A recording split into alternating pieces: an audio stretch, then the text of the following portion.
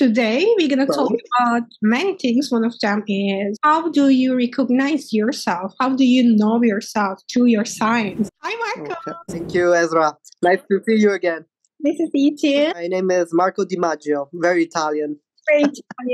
Marco is my friend. Graduated from Oxford University, philosophy department. I know some places that he worked so far. One of them is Waldorf, Astoria. So you can imagine how hospitable he is. I do my best, for sure. Today, we're going to talk Right. about many things. One of them is how do you recognize yourself? How do you know yourself through your signs? You lived in many, many countries in the world because of your That father's is correct. job, actually, since your childhood. What was your father doing? Oh, my father was working at the embassy, like 20 years in the embassy. So every year when I was living with him, I was moving around Asia a lot, Central America, Europe. Yeah. So I've been traveling around since I was a child. How was that experience, like traveling all around the world? Eye-opening. Well, when you're a small child, you don't really appreciate that much because you see it in a different perspective. And I think at that age I was more looking for friendship. It opens your mind to how people are and how people react and how people socialize with one another, culture. So the culture aspect is something that fascinated me already when I was a young boy. So, if it's not super personal, I would like to ask you one of the top 10 experiences for you that you shape your life and your personality. Well, I think it started with my father or my parents. When you were small, you do get the input of your parents a lot. It does shape you. And the majority of my time, I did not really have a lot of friends. Again, my father worked a lot. My mother, she was there, sometime not. It shaped me because maybe when I was younger, I wanted to understand more things, but then I did not manage to do so. So then I wanted to follow a path of understanding. And I think that is the most profound thing that I can say shaped me. Looking for understanding of many reality that are completely different than one's perspective. And that's what made me choose the road that I've chosen, especially in what I am teaching now about the science. But I think we will go into that also. Thank you for sharing. I really appreciate because it's very personal and it makes us vulnerable sometimes. And one of the things psychologists I know that, and in my professional experience, I come across all the time.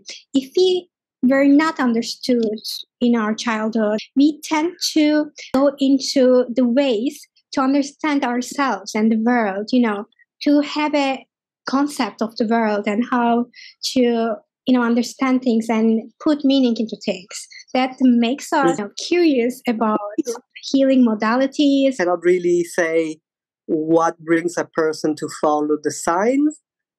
For me, it was very casual. I was not really believing in that when I was young. But when I was studying philosophy, it got more interesting because I was studying culture. I was studying the differences between Oriental culture and, let's say, Western culture. And profoundly, there is a big difference. And I wanted to understand why. And one of the, let's say, road that led me to, let's say, analyze more the signs were the approach on, let's say, Oriental people towards accepting the signs that they have. And it is very fascinating. They do believe it, somewhat. Not everybody, of course.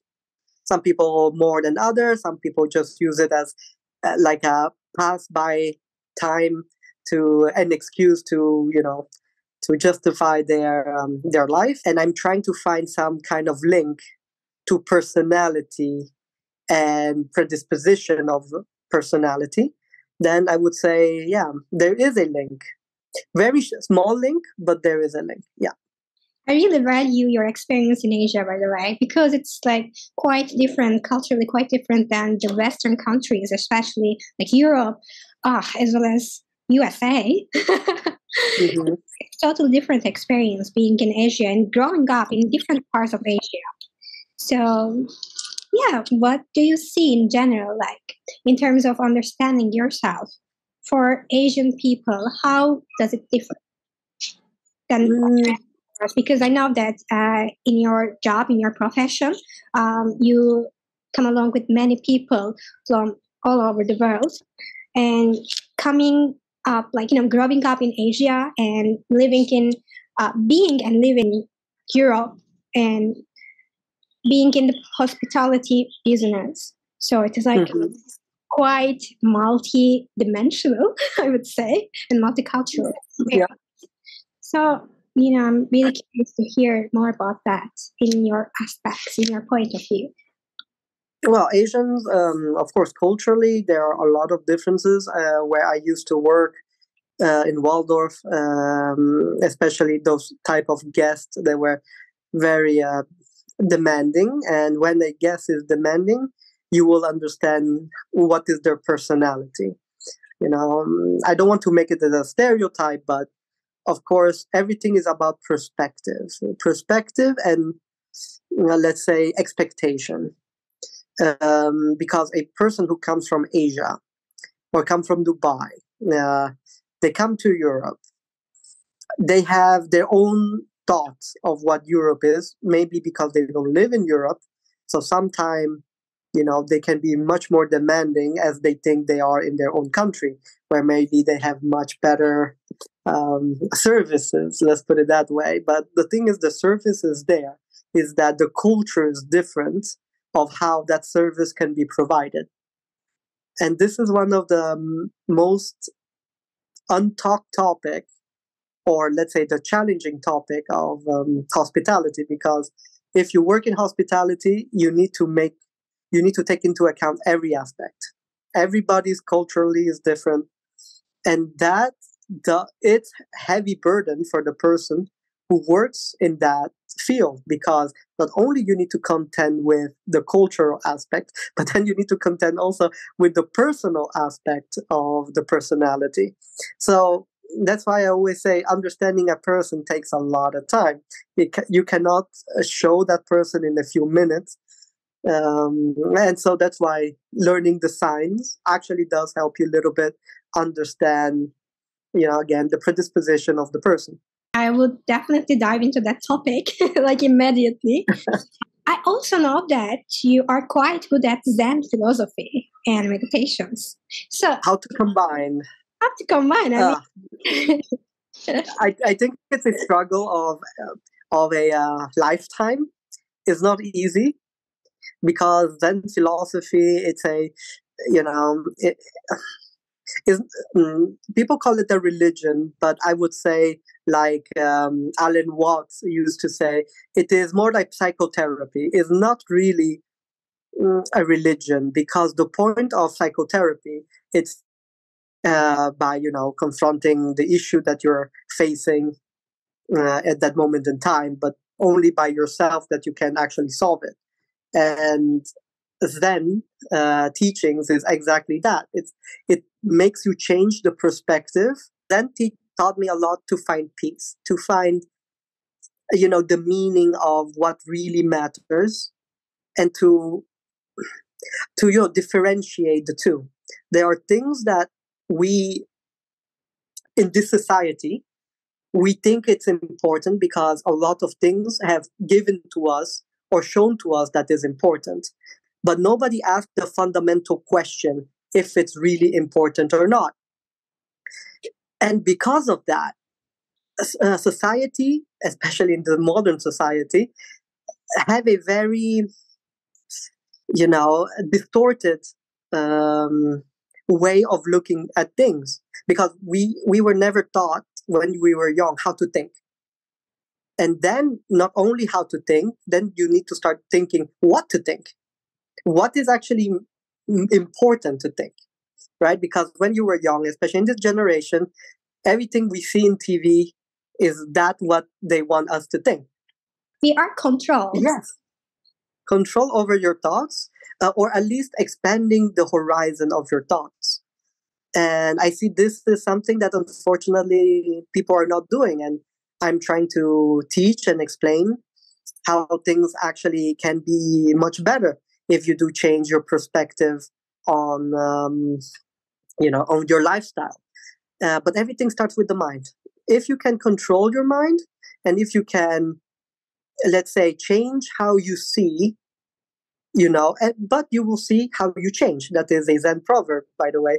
See how you change. Change how you see and see how you change.